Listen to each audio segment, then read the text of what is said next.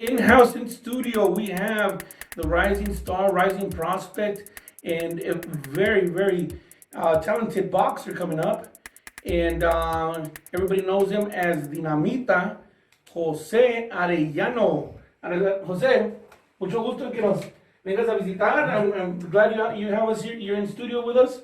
And you know what? We're gonna get off the go right away. We're gonna hit the track running. We're gonna talk a little bit about your amateur background before we get into the pros. Okay. Okay.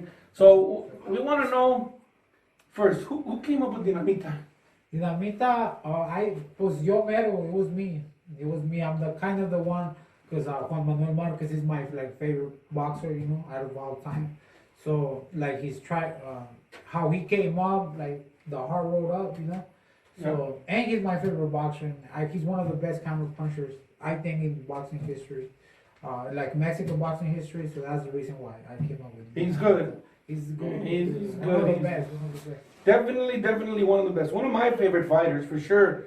I mean, you can go down the list of pound for pounds, and you go down the list of all these fighters. But when he fought, it was exciting to watch him fight.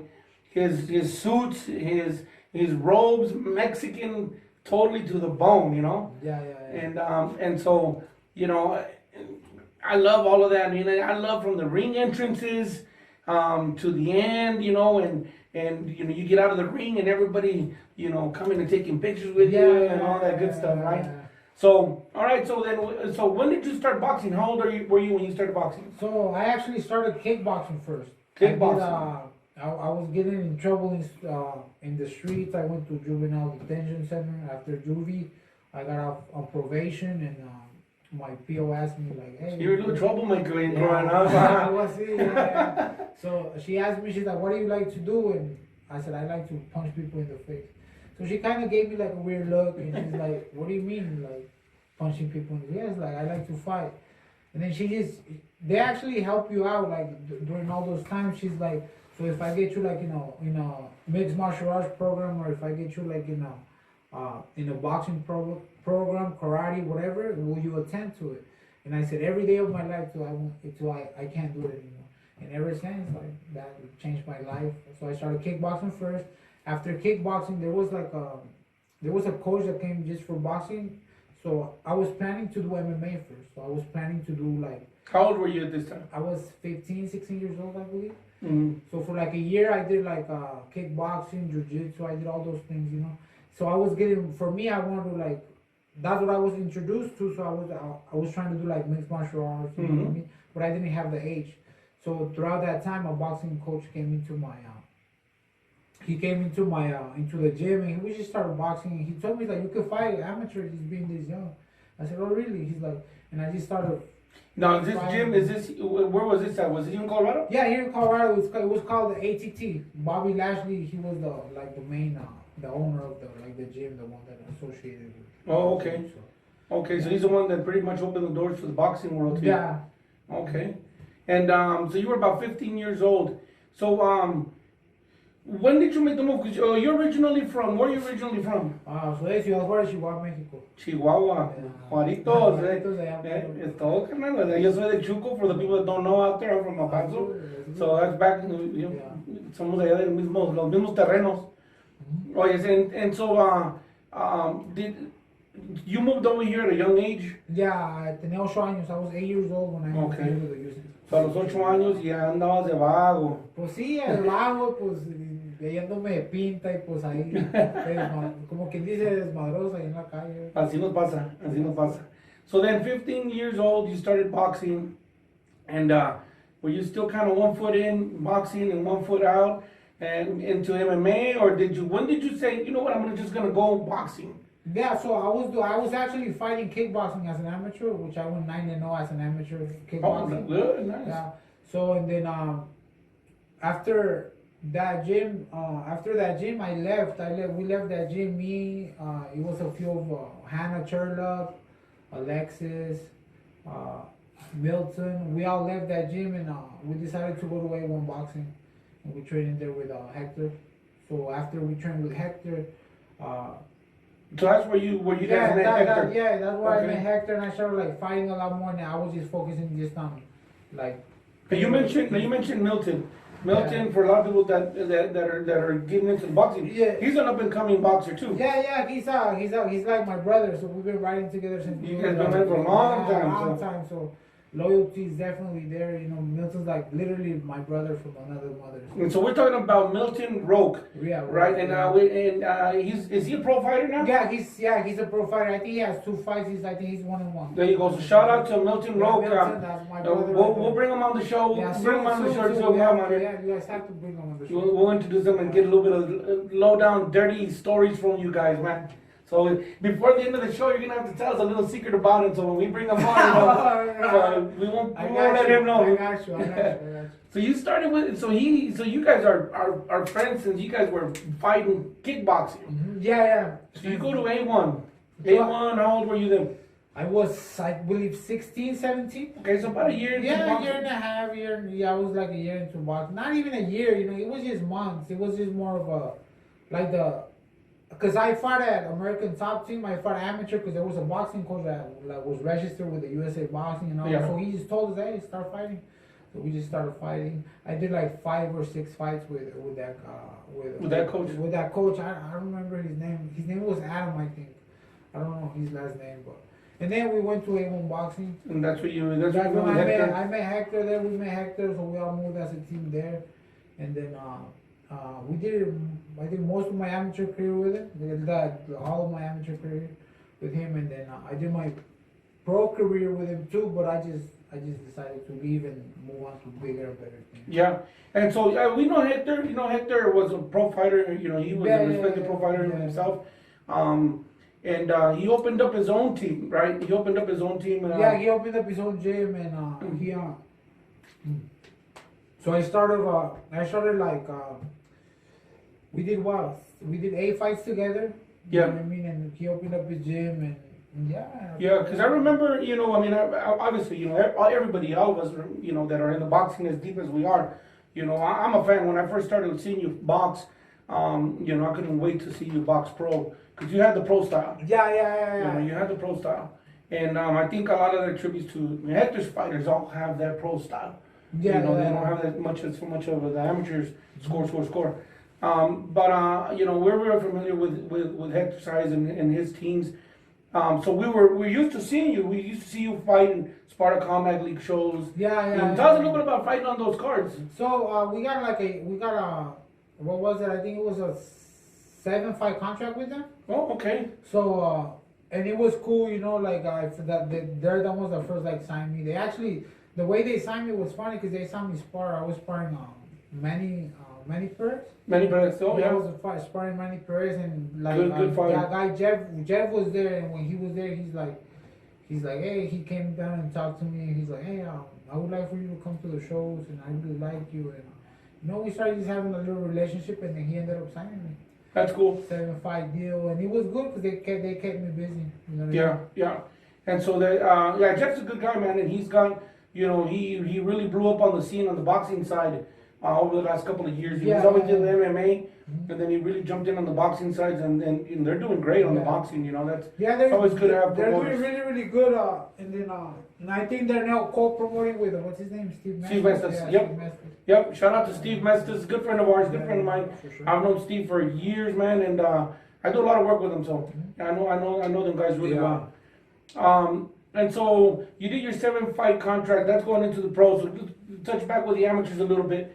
So you were fighting amateurs. Hector's taking you to fight, and you're competing, and you're doing all this and that. How many amateur fights did you have on your record? I ended up doing, I think, 44. I think so. I was like 39-5, I believe. Okay. And so you went and traveled ringside. No, the only thing we did, we never really traveled. The only thing we did was his ringside world championship, which was just once a year. The rest was this year locally, truly, or maybe sometimes guys that came like that. That from coming out of town. Yeah, in the tournaments or shows or whatever. So you fought. Did you fight Golden Gloves? Yes, I fought Golden Gloves only once, I think, when I was novice, because they didn't let me fight because of my the whole non-citizenship. Yeah, I wasn't born here in the United States. Yeah, and so that's the bad thing about this. That's something that I've always had an issue with, that you got non-citizens that are here fighting, and they're not allowed to progress and move forward and represent the state that they're boxing out of. Yeah. And so I'm sure, like a lot of my boxers gotten frustrated with that. I'm sure that's probably something that frustrated you. Well, yeah, of course, because I've always had that dream to like go, like go do the Golden Gloves and like the regionals and the And nationals. yeah, that's what everybody wants to Yeah, do. yeah, of course, and the fact that they never wanted me to, like, you know what I mean, to or give me just the opportunity, because I think I would have been a great representative for the state of Colorado. It is what it is, like they say, like God chooses the strongest soldiers for like the hardest battle. So if I had to take the road up and just struggle a little bit more, then that's what I had to do. Yeah. So I accepted it, and it is what it is. But now like my record shows, now Yeah. I'm 9-0 as a professional. I'm still rising, and I'm still getting better, and I'm still learning. Now I have like a new team. I have people that really they're there for me. They're there for my best interest. Yep. And I'm there with them, and we have this, so I'm just happy and I'm just thankful. That's good. That's good. Now, as far as now they're going into the pros. Do you have sponsors that are helping you out? Taquerias or anybody Yeah. So I have two, which is one of my compadres. He has a taquería de birria, birria Los Chingones se llama. So Okay. Birria Chingones, and then I have Birria Chingones. Birria Los Chingones. Birria Los Chingones. That's a Shout shout out. Yeah, for real. They're like the best tacos de birria that there's. Yeah. Where are they located at? Do you know where they're located at? No, you have to go online because they post in different spots. Okay, there you go. I'm gonna tell you. Yeah, man, I'm telling you. And then I also got another sponsorship, which is my barber. So it's called Most Wanted Barbershop too. It's on Colfax and Sable around. Okay. They've been helping me out. I need to go in there and get faded out. So if I go in there and I tell them that, hey, I'm Jose Arellano's boss. Hey, go over there, make your appointment. Make your appointment. You know what I mean? Okay, yeah, because I need to go get faded out, Make man. your appointment. Yeah. That's cool. Then I also have Marta la Terapista. She's the one that does my massages and my therapy and all those stuff. Oh, yeah, all the therapeutic Yeah, side yeah. of the Those sports are therapy. those are the only really sponsors that I have. You know what I mean? That's cool. That's cool, man. That's and well, there's gonna be more. So There's we'll see. We'll see. We need to get fresh ride. We need to get a fresh ride. We need a sponsor for that. So there's still a lot to come. I know. So right now, like, we're just going with the flow, working hard, and doing what we're supposed to do. No, that's good, man. So that's really good, and it's refreshing to hear back about your amateur background. That you had a good stint, good run on it. And as far as the amateurs, did you think you fought the toughest that you can fight and get you ready to go before you make that jump into the pros? Yes, actually, well, on ringside, my first year I fought Genaro Gomez, and it was when they had the clicker still, the point system. So he beat me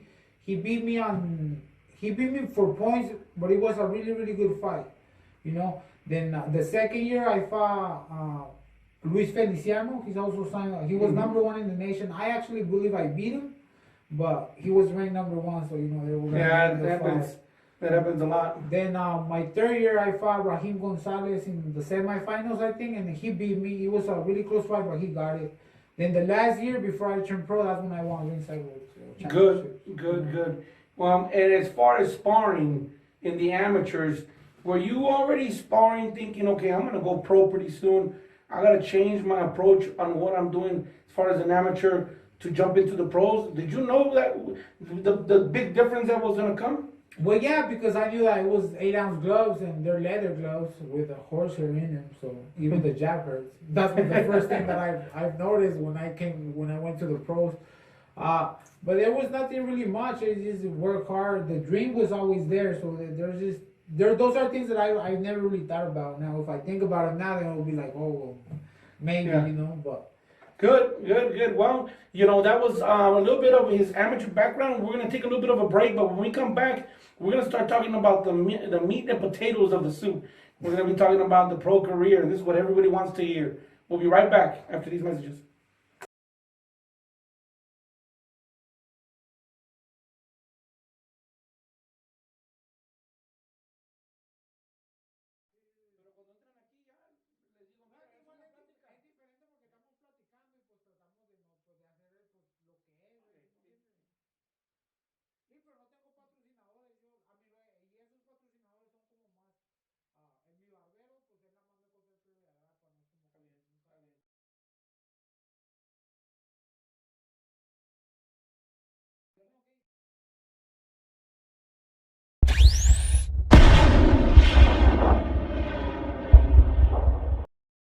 host for Inside Boxing TV's Throwdown. And today in studio, we have Jose Arellano, and we're going to start talking a little bit more about his professional boxing side. We touched a little bit on your amateur side. Yeah. And we, your upbringing, how you got into it, kickboxing, and, your little run-ins in the streets. And We get in trouble, yeah, for sure. But, so yeah, you went and turned, what was the deciding factor that you said, it's about time I turn pro?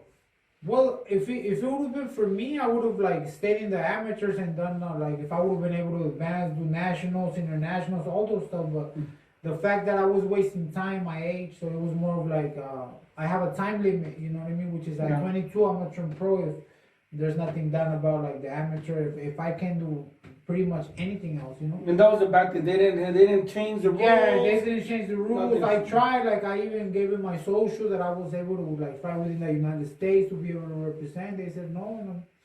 So I'm like, you know what? We're gonna give it a last year in the Ringside World Championship, see if we win it. And we went ready. We won Ringside World Championships, and after that, everything came out perfect, just like we planned. Good. Like we're gonna go win Ringside, that last amateur tournament that we always do, and then we're gonna turn pro, and then. Good, jump to pro. So who was your first pro debut? His name was, I think, Isaac Johnson, I believe. Yeah. Isaac Johnson. He's tough. He's tough. He came to fight, and he was like talking a little bit of smack on mine and stuff. So it was like, oh, it's cool, So, but we were ready, He had a lot of experience too, so we were ready, and we got the job done, and Actually, that was the first time that I also got like cut, like on my eyebrow, and I've never got cut again, Yeah. But he cut me he headbutted me, I think, and he cut my eyebrow. And was that the first time you got cut? Did that affect you? No. Honestly, I didn't even know. So like I saw like one of my drops like falling too, because we were like clinched up. So I saw like one of his like a blood drop in his shoulder. And, oh, that's mine. And then they're, oh, you're cut, and then, but it didn't affect me. Yeah. It kind of motivated me because I saw blood on home. Let's go. Let's do this. Yeah. And so that was one of the first fights that you had with the contract with Sparta Combat? Yeah, that was the first fight. And they kept me busy for like the first year and a half, I think. Yeah. It was like the first year was fights back to back. So you had 7 fights right away with them? Yeah, with them I had, it was by the end of the year, because my pro debut was like on February 24th, I believe. Yeah. And by the other year, I already had by the year after, I already had like 6 fights, I believe. Yeah. 5 or 6 fights. So we did like 5 fights like within 1 year. Yeah. And so during this time, this was all the time that you were with Hector and bringing back boxing. But then there was a big move, and this is what everybody's always asking about. Oh, really? Because I didn't even know this was news, So. Well, there's a lot of people that don't want to pry, but everybody wonders. Yeah. Like what happened? What happened? Now, you're with Hit Squad now. Yeah, I'm with Danny Garcia, and then Sean, shout out to Hit Squad, Danny Garcia, good friend of ours. Sean Madrigal too. Sean Madrigal, we know them well. Good strong team, good strong coming team in Colorado. They saved my career. Okay, so when you say they saved your career, tell us, what do you mean by they saved your career? So what I mean by they saved my career, I was already inactive for a year. You know what I mean? So I was being managed. This was before the COVID slowdown? This was already before the COVID. This was before already After your contract expired with after it expired, I fought once on February, I think February 8th of 2019. Mm-hmm. So that was my last fight. And then, I was training, but basically was just training myself, for that. After that fight, I was just literally just training myself. You show up to the gym, do your homework. There was no more like motivation. There was no more like fighting. There was just no fights, And I also, Hector was managing me, so the main job of a manager is to get you fights. Keeps you busy. And I wasn't getting anything. Now, you think it was there was just nobody that wanted to fight you in the state, or was Hector just too busy with the team? Maybe because sometimes Maybe he was just too busy with his business, his gym, you know what I mean, doing what he had to do, making his money, you know. But Yeah. I have to look out for myself at the end of the day, you know what I mean? Yeah. I mean, and you know, and it's it's one of those things that happens in careers. You know, obviously, you make your decisions on what's best for your career. You've got a certain amount of window. Well, yeah, it's not just the window. It's just the fact that it's the team that you make around you. You know, the people that you have around, the people that are. How much are they willing to do for you, and how much are you also willing to give of yourself? Yeah. You know, and that's one of the things with a hit squad. You know, it's like the team. So how did you get hooked up with Hit Squad? What was the deciding factor? I mean, there's a lot of good teams out there. Oh yeah, you know the deciding factor. It came when Jumba came to help me out for, I think it was my sixth fight. I think sixth or seventh fight. He came. They needed sparring too because they were getting ready for the trials, I believe. Jumba and Sean. And then I was getting ready for kind of a fight, or I just finished the fight. So we sparred, and what's his name? Jumba, little Daniel Garcia, he put a little bit of hands on me that day. Yeah. And I was like, wow, like this guy is like, he's really strong skill wise, like damn. And I always I kept telling Hector and like, hey, like bring him in, but there was never nothing like. Never was able to get him. Whatever the case. Yeah, whatever the case was, it doesn't matter no more. You know what I mean? But after that, I kept looking that they're like the way they are, like you know what I mean? Like but you needed that type of work. You needed sparring. I mean, at your level. Yeah, exactly. As a crime, you need. And not even that. He was still an amateur. You know what I mean? Like with probably like plus 100 fights, but they have so much experience. And you know they've always traveled. They always like you know took him out of state, out of everywhere. You know, and that's the kind of thing. Those are the things I like needed. You know, and it was the interest for my career. So when I went over there, I told him, I said, hey, I need somebody to adopt me. If you guys are okay with it, I asked him like if there's no room here in your gym, like I totally understand. But although I would still like to come spar, and they're like we'll have to sit down and talk with my team, and they sat down and talked and. They brought me in Milton, you know, and it was the best decision I could have ever made. Yeah. And the reason why is because after being so inactive, plus training myself, right? Now you got somebody that's there and their interest, they're teaching you how like new skills, new boxing. And even till now, I'm learning every day. Good. And so how long have you been with Hit Squad? Since the beginning of the year, after my birthday, I think after February 14th, I probably like the beginnings of March. Okay, so just about 7 months. Yeah, around there. Within 2 weeks, they actually got me a fight. But then the COVID thing happened, so he canceled it. You know. Yeah. So we were already training. We were supposed to do like it was boom like this. Good. You want to fight with us, or what do you want to do? They asked. I said, yeah, of course. Like this is the whole. I want to be a world champion. They're like, all right, cool. And within 2 weeks, boom, they had me a fight like that. Nice. And that kind of like, whoa. I'm like, what? You know. And was that a local fight or was that? No, it was gonna be a local fight. Actually, it was gonna be in Colorado Springs, I believe. Okay, did you have an opponent for that? Yeah, his name was I think Rashid or something. I don't know who he is. I think he fought Alex, one of my ex training partners. What weight was that? It was gonna be at 140. Okay, was that Abdullah Rashid? Okay, so yeah, I know him very well. Yeah. Yeah, so I know him very well. I think we're gonna do a 6 rounder or a 4 rounder. But it's lucky for him. That fight never happened. Why? No, you know what? He actually fought one of my guys. He's really slick. Like he's slick. People think like he's not as good as he is, but he's really. Well, really his dad was USA boxing. Yeah, he's really slick. Like he just has like a weird kind of boring style, you know, which people think, oh well, you suck, but like me as a boxer, as a fighter, like I know, like. No, this guy, he's like, I gotta be careful because you get caught with something. Yeah. He was like a pretty big guy, like he's that kind of guy that bulks up. He actually fought one of my guys years ago, but so I got a little thorn on my side. No, I'm just kidding. Just all kidding aside. No, but so then the fight never happened, and then you kept training. I kept training, and you know it was different because they even took me out of state for sparring. Good. You know, and they're teaching me so much that now I'm like, wow, like for that whole year, for me, it was more like I wasted a year of career. Or maybe it was look at it as a refresher. You know, No, you took but- a little bit of refreshing time, and now you're hitting it hard. Yeah, no, it's not like a waste of my career, but I'm glad it happened to me today. Like now that I'm young, and In now the like, beginning and I looked at like Cotto, how he found Freddie Roach towards the end of his career, and he's like I'm glad it happened now, but still, like say if I would have had the right management behind me, I probably would have been like 15, 16, 17 and all right now. Yeah.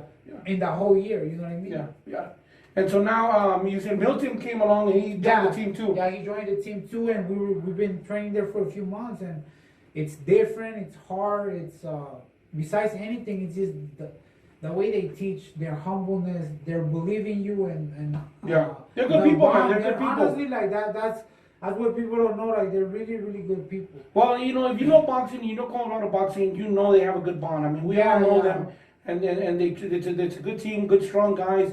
They got De La Rosa over there. You know, they got. I mean, they got a lot of guys out there. There's a whole list of guys, and to add you guys to that stable really adds to that whole stable. You know. Yeah, of course, but it's more like I'm able to learn from even like Sean or Jumba that they have like less experience than me, and I'm like, wow, like you know, and I'm like, well, this is kind of. But they have a lot of amateur background, and they fought the best of the best. Yeah, and that's something I don't have. So you see, it's like a give and take. Plus, like Sean, he's really attentive. Also, Daniel, they're really attentive, taking care of the fighters, always teaching us new stuff. Definitely, they're really good. And it's one of the things that, like I said, now that I see, I'm like, wow, this is what I needed.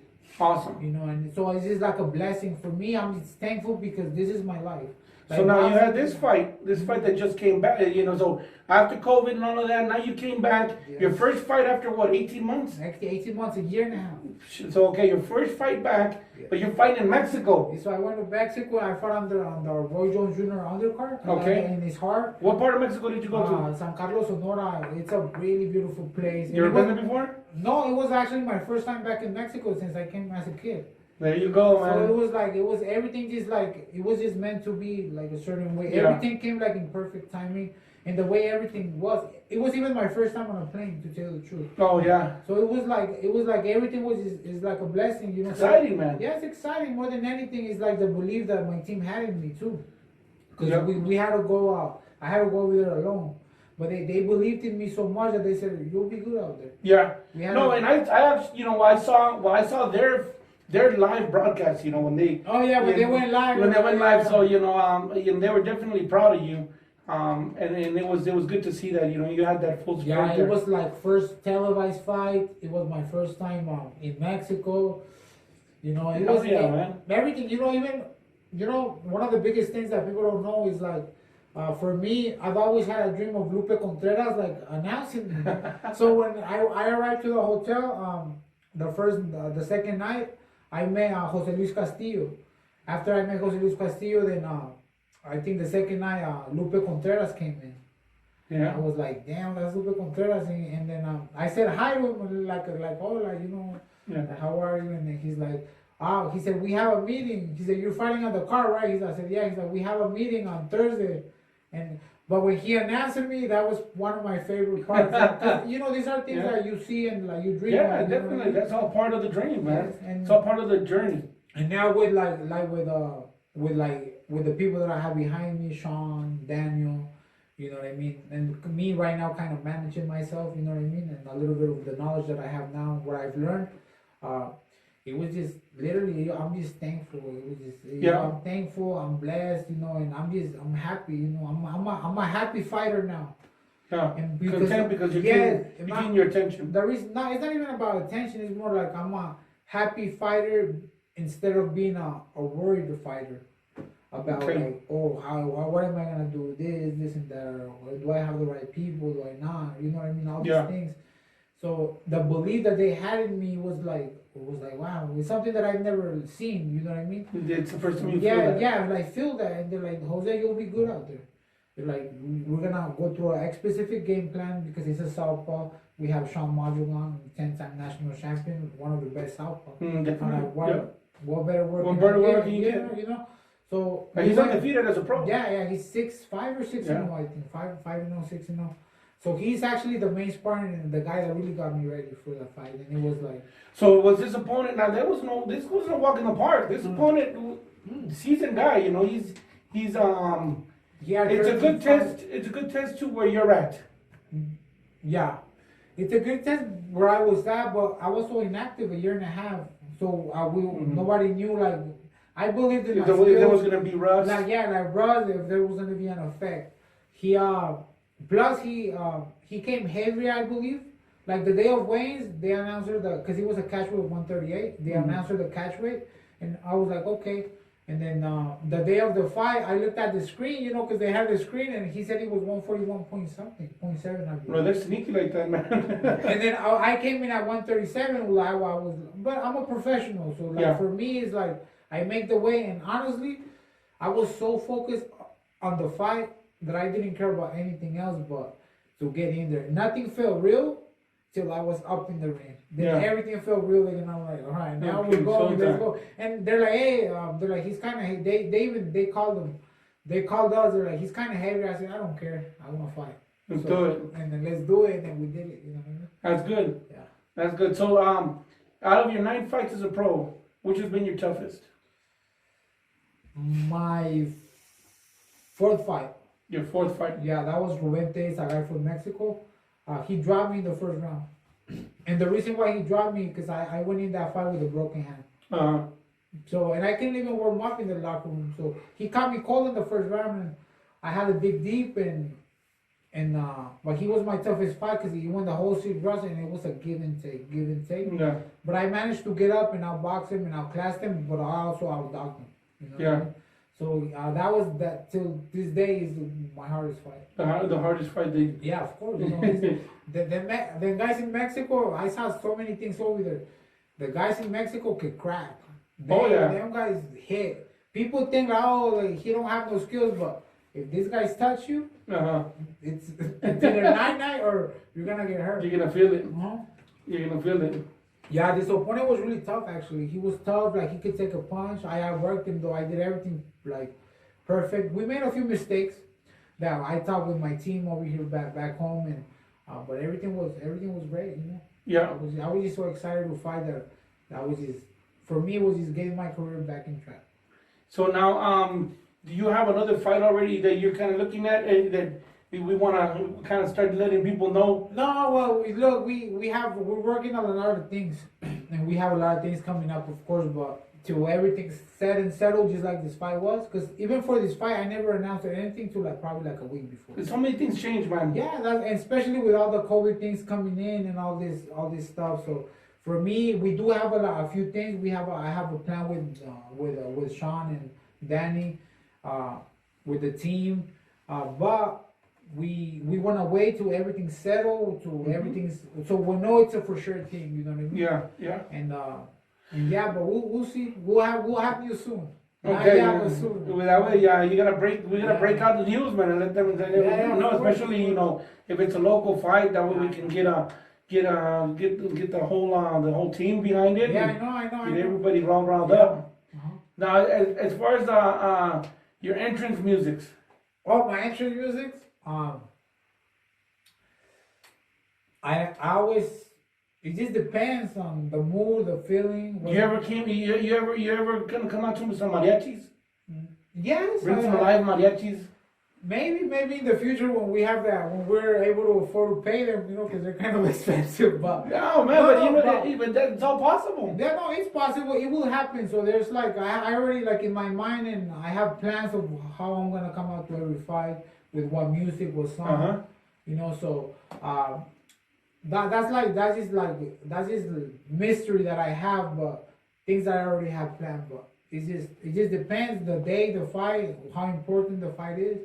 Everything's already planned out to be a certain way. So we're just waiting for the moments to come. And then, so when you pick your entrance music, that's all part of driving you for that fight. Yeah, well, actually, it comes back from the plan of what it means for that. What's the meaning for that fight? Because there's always a meaning behind the fight.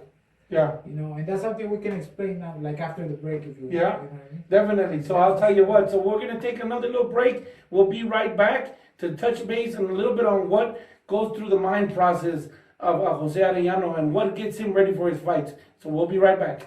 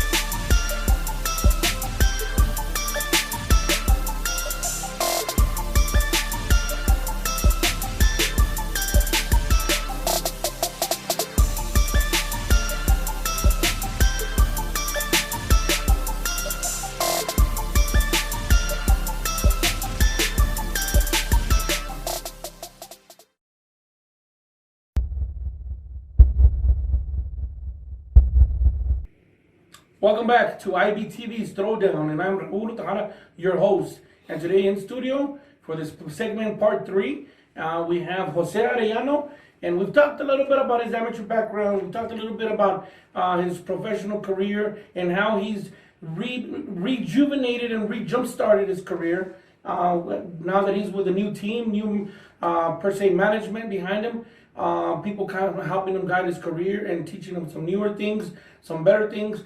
And he's in a happy place, good place, right? Yeah, of course, of course. So that's what matters now.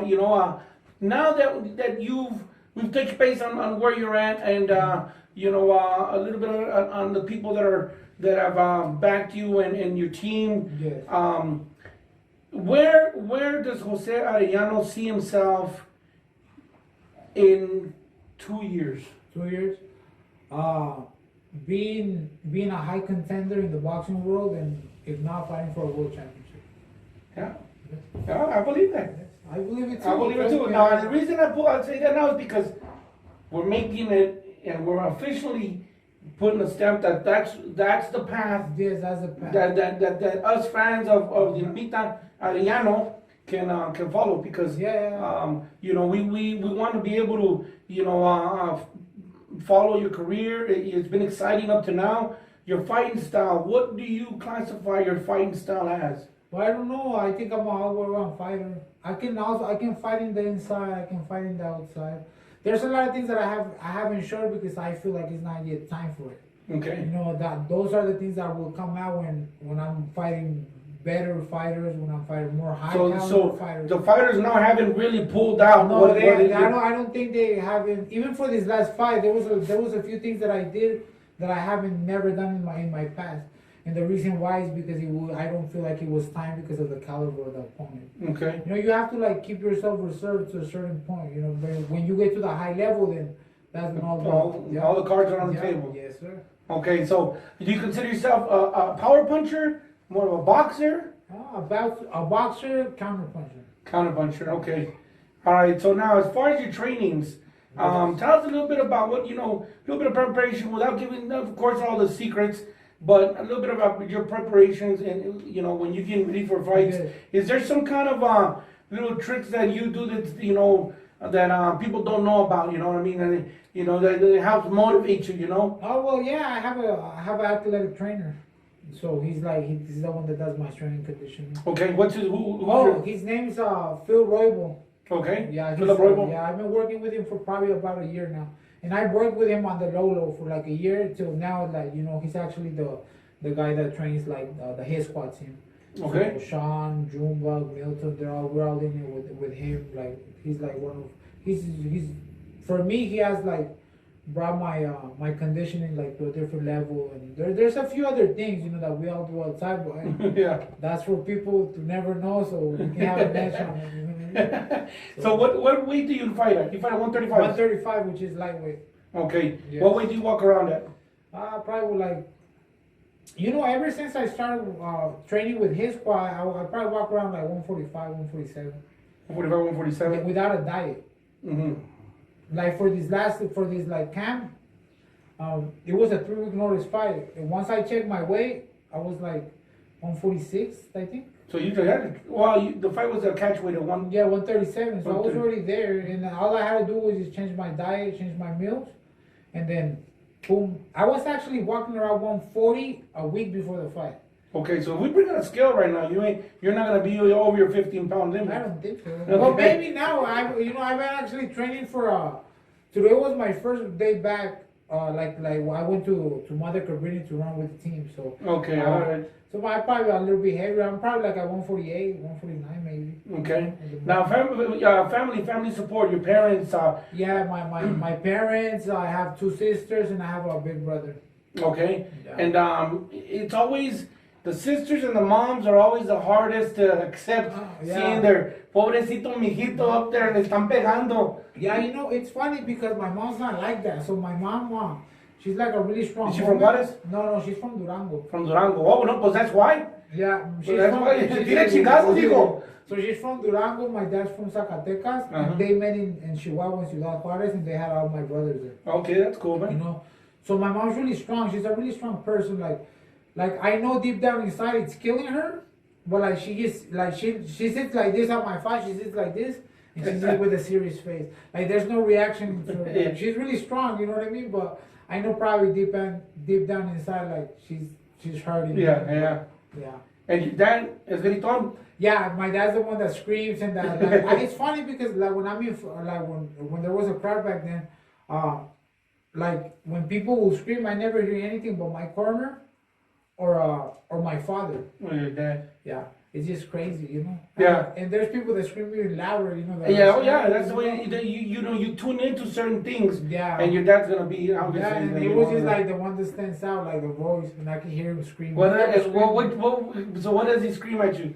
No, well, he's just like you, like there's things that he'll be like, you got him, he's almost done. Like you're gonna knock him out, just like keep working the body, like hear him. Okay. You know? It's little specific things. Yeah. You know? Okay. So it's funny, but yeah. My dad would be screaming, "Échale chingazos, cabrón!" Yeah. No, that's good. Yeah. And so, do they go to all your fights? Can they watch you fight live? Sometimes, So parents. they got to all my fights. I think the only I think they've missed like 2 or 3. Even in my amateurs, they'll always try to go. So all your family lives here in Colorado. Your Yeah, brothers and my sisters? brothers and sisters, my mom, my dad. I have a few cousins, aunties, and uncles. Well, that's good, man. That's cool. Yeah. That's really good. I'm sure that's part of the fan base that goes to the fights now. As far as your favorite boxers, who's your favorite boxer? Other than what you told us. Yeah, like who my favorite is. As of right now, Vasily Lomachenko and also Miguel Cotto. Yeah, Cotto was. Miguel Cotto. The reason why is because if boxing was music, he'll be like opera. Like he fights so beautiful with so much class. Like the technique. Like I believe that the way he fights, he's so elegant. Yeah. Like when he fights, so he's one of my favorite technical fighters. Why is him? Vasily Lomachenko, because he's just unique, Yeah. The way he does things and all. Now, obviously, so Lomachenko is one of your favorite fighters. Yeah. He finally signed the fight between Lomachenko and Teofimo. Lopez, yeah. So, Yeah. what's your take? What do you see happening there? Try to not be biased. Since No, Lomachenko. like being fair. I think Lomachenko has a chance within the first 5 rounds. And if he catches him, he has to catch him. Which he has the speed, the power, and the technicality to do that. Because Lopez is really, really good, and he's mean. Like he's like a Duran. Like he wants to hurt you. He has bad intention. But there's too many questions still, I think. Yes. That we haven't. But I think Lomachenko has the experience and the mindset. He's just way different. He's like on another level. Plus, besides the amateur experience, they having the same amount of fights. That's what I mean. Plus, I think he's fought better opposition, and I think he's not like. Agree. Like people say, well, he's old, but he's not like he's like an old washed out fighter. He's an old great fighter. Look at Pacquiao, what he's doing, what he did to Thurman. Oh yeah. Okay. I think Lomachenko is one of those fighters. Yeah, I agree. I think Lomachenko. In this fight, the way I see it is, there are so many unanswered things about Lopez. He hasn't fought the caliber of fighters that in the pro circuits, of course. So it's hard to really say what tools he's got that Lomachenko hasn't seen already. Yeah. Especially he coming from an amateur, two-time Olympian. Yeah, I mean, he's seen everything. Yeah. He's seen everything, and I think he's been tested in every aspect that Lopez hasn't. Yeah. He's been dropped. He's came back from that against a good, tough opposition when he fought Linares. Yeah. So I think it's gonna be. This is gonna show answer a lot of questions about Teofimo. Obviously, we know what we know of him is that he's strong, aggressive fighter, but we know more of Lomachenko, and just because of his experience, and I think his experience alone is gonna carry this fight. I think that's where that goes now. I got Lomachenko stopping him in the 10 or 11. 10 or 11. Do you think he'll stop on 10 or 11? He's gonna stop him. I got Lomachenko decision. Going to decision. Now, there's another fight that is interesting, and I'm not sure if it's completely signed or not, but I know that talks were of Tank fighting Santa Cruz. Yeah. Now that's I've always been a Santa Cruz fan. But what's your take on that fight? That was, it's crazy because it's almost the same thing with Tank and Leo, because Leo's a really pressure fighter. He's a volume puncher and he pressures. He throws like 1,000 punches a fight. And but then you got Tank that has the power. So it's like, and Tank can crack. Yeah, he can crack. And he's gonna be at 130, but is he gonna make the weight? Is he not? Like we all have those questions. Yeah. But I think if he goes to distance, Leo beats him. But if he gets caught, and I think he punches too hard. Like Tank punches hard. I don't know. Like that was a hard to pick. So, I think in this fight, I think Leo's a little too small for him. I think his style is going to open himself up to getting caught. Tank is a big puncher, he's a big puncher, and he's going to play right into his style. He's not, Leo's not going to box him from the outside. He's going to go in there and they're both going to bang. Yeah. And I have Tank knocking Leo out probably in the 8th round. You think? Yeah, I said 6 to 8 rounds. Depends. I don't know. I think I got Leo. I'd like for Leo to win. Yeah, but if he gets caught, but who knows? Now, as far as local fighters, who is a local fighter that you look up to that you can say that is your favorite local fighter? Probably Sean and Jumba. They're Yeah, my stablemate. They're really. I've learned so much from them. It's crazy. Yeah. But I'm that kind of guy. Like I always open up to want to learn more. You learn even from the people you don't think you were gonna learn from. Oh yeah, no doubt. So, and I'm always like open-minded about things like that. So I said right now, because the way they fight, I've been able to spend time with them, and it's like damn, these guys are special. Yeah, they bring it. Yeah, they bring it. Them. And now, obviously, we heard a little bit that Sean. Of course, you can sign with Danny Garcia and Jumba. Jumba's going probably around the same route there. The same route. And that's good. That's that's good. Great. That's honestly, that's just like what better. What better. Yeah. Like, you got Sean fighting on the Deontay Wilder undercards and the PBC fights. Like, hey, that's great. That's the best exposure. So as far as your stablemates and your sparring, all right, which one do you hate sparring the most?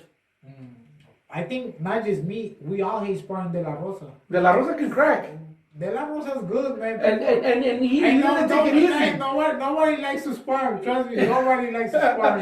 He doesn't take it easy on anybody. Yeah, he's a good guy. I like De La Rosa.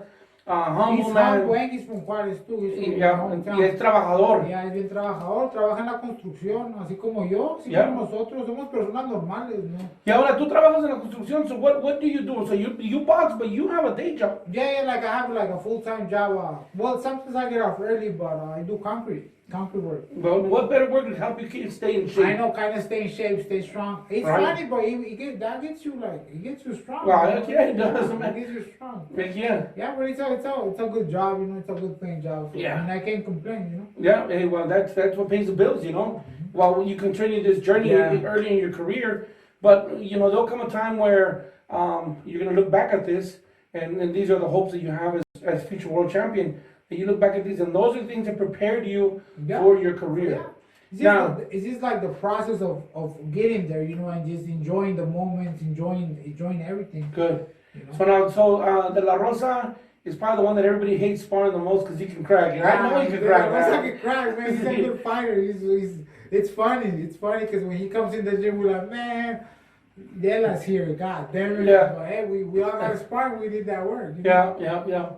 And as far as like Junebug and Sean and them, how do you feel now that you're part of their stablemates? You know, usually you see a team from the outside in. Yeah. Now you're on the inside. Obviously, you see a totally different animal now. Yeah, they're legit. They're the best of the best.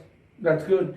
You know, they've been climbing for a while now. You know, they got a strong stable. You know, I've had my guys spar with them. You know, it's like they say, you know, you want to beat the best and you got to train with the best. And it's like I said, for me, it's just a blessing. And I'm just thankful that I was able to be a part of them. And honestly, for me, I'm thankful, and it's just a blessing. It's an honor to just be there with them. You know? That's good. That's awesome. Yeah. Well, you know, Jose, we're coming to a close here. I hope that you keep in touch with us. Let us know when your next fight's coming up. Yeah. You know, we look forward to having Milton on the show. Yeah, for sure. And you know, announcing your next fight when you got it coming up.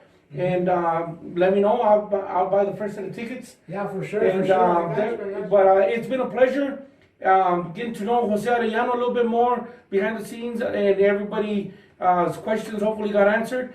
And if anybody wants to get a hold of you, you got social media you want to send out there? Yes, I do. Jose Arellano on Facebook.